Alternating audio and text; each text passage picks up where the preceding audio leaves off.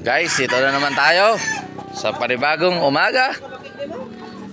Ang ulam natin for today ay tinulang galunggong, sinabawan.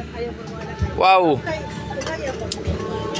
palalaking galunggong. At ito tayo ngayon, paksiw na naman.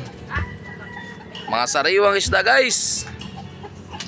Magkuhan tayo og kanang kuan ba? Yan, no. Ang cooker natin ngayon ay si Mamay. At maganda ang panahon natin ngayon, guys. Kasi makikita mo, guys, ang panahon ngayon ay napakaganda. Ayan, guys, dito tayo ngayon. Diyan rin kami kakain. At mamaya-maya maliligo na naman tayo sa dagat, guys.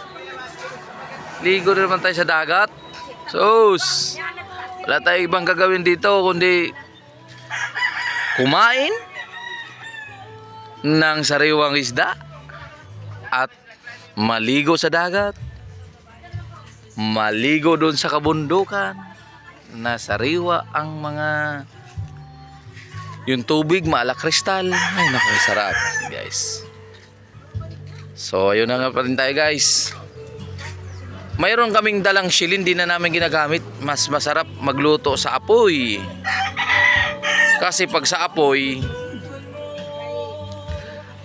guys, doon mo maramdaman ang lasa ng mga niluluto. Yun ang mga kasabihan. Pero totoo, pati kahit sa bigas. O, yung bigas namin, o. Jasmine rice yan, guys. Hindi basta-basta yan. Kahit walang ulam yan, makita mo naman. At ayun na nga, guys, no. Ayun. Ayan na. Ilalaban namin yan. Isang manok na yan. Sa bukas lang, lalaban na namin. So ayun na nga, no. Dito sa amin,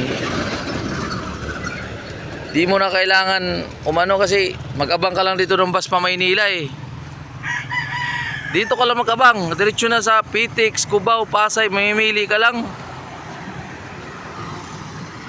Tingnan nyo maya-maya kung may mga darating na bus. Tapos, guys, yung mga sinakyan namin, bibinta namin kung sino may gusto. At galing kami sa Maynila, guys. Ito yung mga sinakyan namin, oh. Tapos ngayon, guys, may nakalagay na for sale. Ayan, kung sinong may gusto dyan. O yan, kung sino may gusto dyan. Yan. Sa sunod namin pagpunta rito, gagawin na raw tong kubo-kubo. Yung parang ano ba, pinaka ano ng mga manok. Kasi ang balita rito, hindi na daw gagawin ng ano tong kalsada. Bali doon kukuha ng kalsada pag ganun. Guys, ito yung lugar namin dito. Mamaya pag naboring kami, may pista na naman doon sa Calibang Barrio. Pupunta na naman kami doon. Nagsawa rin kami sa lechon. Sa lechon at sa ayan na yung, ay kala ko yung bus na eh. Ayan si May Tope, oh. Yung buhay niya rito, yung para sa mga manok-manok lang, oh. Ayan, papakain siya. Yan ang libangan niya. Kasi alam mo naman, pinapadala lang siya ng mga, oh, grabe, oh, oh, no, tapang talaga ng WPC na yun.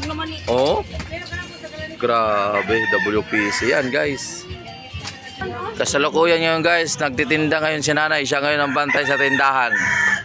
Kung makita naman, oh, siya ngayon ang bantay sa tindahan namin dito. Ayan, oh. Oh. At hanggang dito na lang ang aking vlog.